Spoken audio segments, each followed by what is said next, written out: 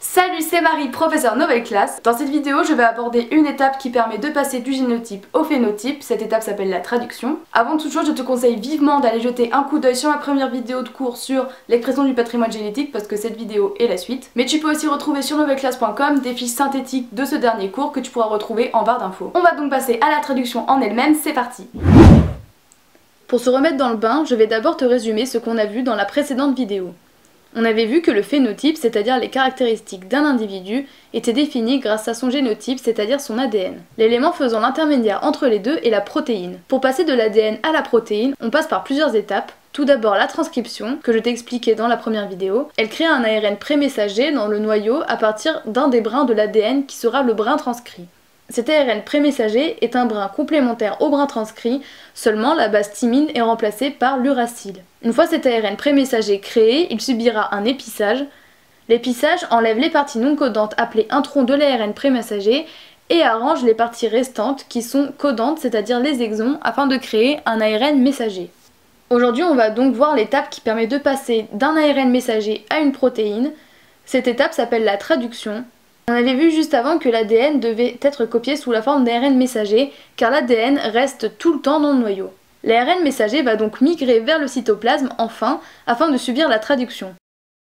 Maintenant on va voir comment elle se fait. L'élément principal de la traduction est le ribosome. Il est composé de deux sous-unités, une petite chargée de lire l'ARN messager et une grande qui va synthétiser et rassembler les acides aminés. Très rapidement, la petite sous-unité va lire les bases azotées 3 par 3. C'est ce qu'on appelle un codon. Ce codon va correspondre à un acide aminé qui va être synthétisé par la grande sous-unité. Mais concrètement, comment ça se passe? Tout d'abord, on a une phase d'initiation. Pendant cette phase, le ribosome va se placer sur l'ARN messager et va commencer à lire les bases qui composent l'ARN messager en se déplaçant. La phase d'initiation s'arrête lorsque le ribosome détecte ce qu'on appelle le codon initiateur qui correspond à un enchaînement des bases AUG. À partir de la lecture du codon AUG initiateur, le ribosome va donc commencer à lire les codons et donc vraiment synthétiser les acides aminés. C'est ce qu'on appelle l'élongation. Comme je l'ai dit juste avant, le ribosome va lire les bases 3 par 3 et ce codon va synthétiser un acide aminé selon le code génétique. Ne t'inquiète pas, il n'est pas à connaître par cœur, mais tu dois savoir t'en servir pour savoir quel enchaînement d'acides aminés donne un ARN messager.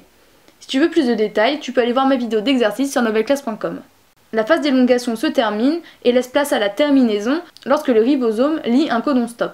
Si on regarde le code génétique, un codon stop correspond à un codon UAA, UAG ou UGA. Une fois que ce codon est lu, les deux sous-unités du ribosome vont se séparer et la protéine sera libérée dans le cytoplasme. Maintenant que je t'ai tout expliqué sur la traduction, on va revoir ensemble le mécanisme de l'expression du patrimoine génétique. Dans un premier temps, l'ADN sert de modèle afin de créer un ARN prémessager dans le noyau. Cet ARN prémessager est complémentaire au brin transcrit, mais la base T est remplacée par une base U. Ensuite, cet ARN prémessager subit ce qu'on appelle un épissage. Ainsi, uniquement les zones codantes, qui sont les exons, sont conservées. Cet ARN prémessager sans intron est un ARN messager, et l'étape que je viens de te décrire, qui permet de passer de l'ADN à un ARN messager, est la transcription.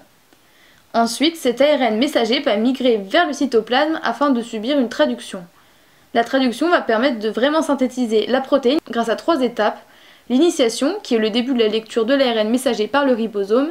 L'élongation, qui commence à la lecture du codon initiateur et qui synthétise les acides aminés en associant un codon, c'est-à-dire un enchaînement de 3 bases à un acide aminé. Cette association se fait grâce au code génétique.